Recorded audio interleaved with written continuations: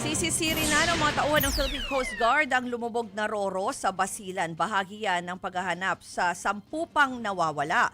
Habang ang kumpanyang may-ari ng Roro, suspendido muna ang lahat ng passenger fleet. Narito po ang report ni Mon Gualvez. Sa aerial inspection ng Philippine Coast Guard, makikita ang ilang debris o bahagi ng lumubog na MV Tricia Kirsten 3 sa karagatang sakop ng Basilan. Kasama nitong palutang-lutang sa tubig ang ilang gamit din ng mga pasahero. Kapansin-pansin din ang mga oil sheen mula sa kargang diesel ng barko, pero paniniguro ng Coast Guard kusa naman itong nawawala. Sabi ng Philippine Coast Guard, aabot sa 76 na metro o mahigit 200 talampakan yung lalim ng pinaglubugan ng Roro vessel. Hindi nito basta madaling masisid kaya kinakailangan na ng technical diver para masuri kung may mga tao bang naipit o nakasama sa lumubog na barko. Bukas sisimula ng pagsisid sa lumubog na barko kasama na ang remotely operated vehicle o ROV na kayang makita ang sitwasyon sa ilalim ng dagat.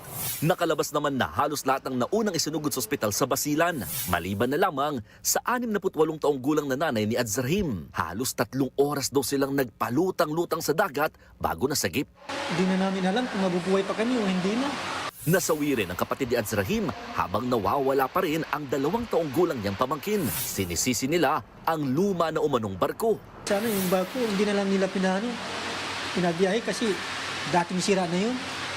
Pinabiyan na kami. Dati lang yung na-hijack, pinaayos. Tapos pagkaayos, pinabiyahe na. Kasi yung barko parang bulok na.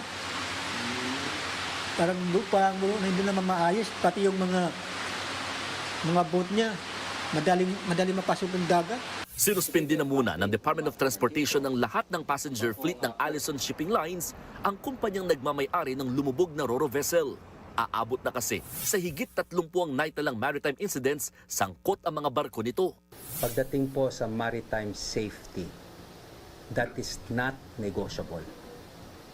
That is not optional. Maritime safety will always be the paramount and primordial concern lahat ng nataga-gobyerno.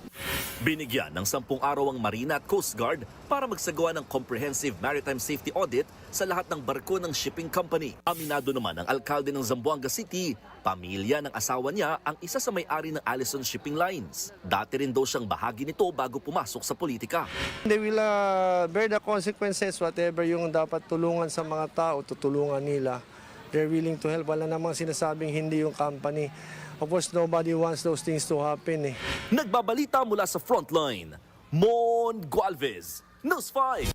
Mga kapatid, ako po si Ruth Cabal. Dito tayo sa totoo, dito tayo sa True FM. Mag-follow at mag-subscribe din po kayo sa aming social media accounts at True Network PH. Diyan po yan sa aming X na dating Twitter, sa FB, sa Instagram, sa YouTube, sa TikTok at sa mga podcast. At syempre, tutok din po kayo sa Signal True TV Channel 19.